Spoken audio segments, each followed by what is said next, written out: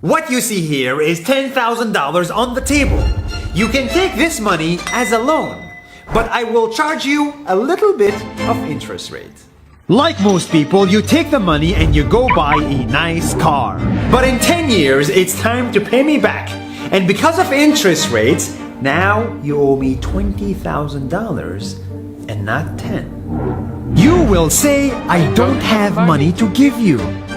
And if you don't, I take your car and a piece of your house. This is how debt works. And after 3 years of traveling the world, I noticed that this is exactly what China is doing. For example, take the small island nation of Sri Lanka. This developing country needs money and China has a lot of it. So Sri Lanka took billions of dollars in Chinese loans. It was easy money just there to be taken. And with that, they built skyscrapers, highways, airports, and shipping ports. The country grew and prospered. But few years later, this easy money came with interest rates, and Sri Lanka was so much in debt that it couldn't pay back China its money. And the only way out was to give China control of what they had built. In other words, Sri Lanka lost a piece of its home to China because of debt. This is the Chinese money trap. And it's a real thing I saw all over the world.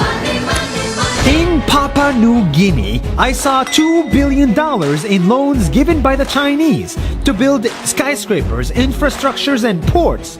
But there is no way this remote developing country can pay it back or its interest rate. And the only way out is to give China control of the country.